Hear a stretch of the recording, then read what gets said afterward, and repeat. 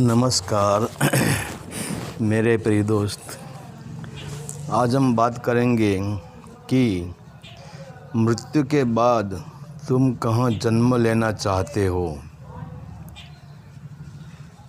मतलब सकारात्मक जीवन हो, प्रगति के पंथ पर ले जाता है, सम्मान दिलाते हैं, लोगों को आकर्षित करते हैं, इसकी तरफ लोग प्रेम से देखते हैं और नकारात्मक कर्म पतन की ओर ले जाते हैं।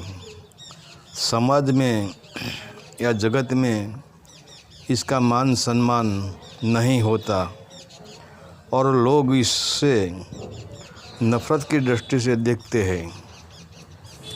हर इंसान को शुभ और अशुभ कर्म का फल भुगतना ही पड़ता है और मज़े की बात यह है कि जैसा हमारा कर्म है, अगले जन्म में हमको ऐसा ही अवतार मिलता है। मतलब हमारे कर्म सकारात्मक होंगे तो हमारा जन्म सकारात्मक सोच वाले संस्कारी माँ बाप मिलेंगे। अगर हमारा कर्म नकारात्मक यानी कुकर्म होंगे तो हमको नकारात्मक ऊर्जा वाले माँ बाप मिलेंगे। क्योंकि हर इंसान को मृत्यु के समय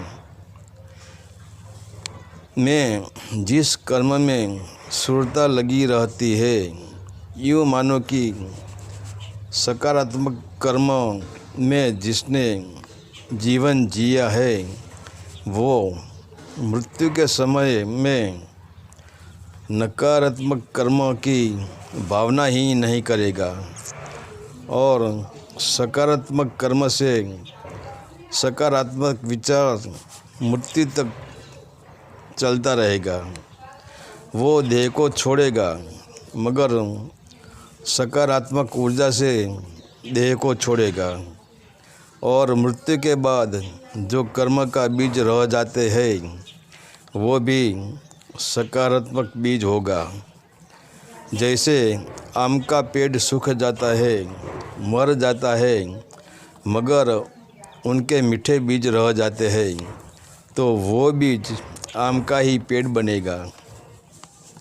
बबूल का पेड़ भी मरते वक्त बीज छोड़ जाते हैं तो बीज में से आम का पेड़ नहीं बन सकता। इस बीज को बबूल ही होकर जन्म लेना पड़ेगा। आजकल लोग कहते हैं कि जैसी भगवान की मर्जी ऐसा अवतार हमको देंगे। ये बात गलत है क्योंकि तुमने बबूल का पेड़ बोया है तो भगवान बबूल के पेड़ पर आम कैसे लगा सकता है। मगर सत्य तो यह है कि जैसी करनी वैसी भरनी। या आपको मृत्यु के बाद दूसरा जन्म कैसा लेने का है वो आपके बस में है, आपकी मर्जी में है। कोई इसमें बाधा डालता ही नहीं। बस इतना ही याद रखो कि मृत्यु तक जहाँ आशा वहाँ ही वासा होता है और जहाँ मृत्यु के समय में हमारी सुरता लगी है वहाँ ही हमारा दूसरा मुकाम यानी दूसरा जन्म होगा। मतलब सकारात्मक कर्म करने वाले के विचार भी मृत्यु तक सकारात्मक होंगे और नकारात्मक कर्म वाले का विचार भी मृत्यु तक नकारात्मक होगा, जिसमें खुशबू की एक बूंद भी नहीं होगी।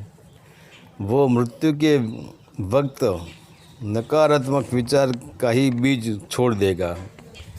इसीलिए जब मृत्यु के बाद इसकी जीवात्मा दूसरा जन्म लेने के लिए अस्तित्व में भटकेगी और वही जीवात्मा नकारात्मक ऊर्जा वाली होंगी तो वो नकारात्मक ऊर्जा वाले माँ बाप को प्रसन्न करेगी और जन्म लेगी। अगर सकारात्मक ऊर्जा होगी तो वो सकारात्मक ऊर्जा वाले माँ बाप को ढूंढेगी। आजकल जगत में सकारात्मक ऊर्जा वाले जीवात्मा बहुत कम है, इसीलिए जहाँ नज़र करो वहाँ नकारात्मक ऊर्जा वाले बच्चों का जन्म होता है और सकारात्मक ऊर्जा वाला जीवात्मा भटकता रहता है।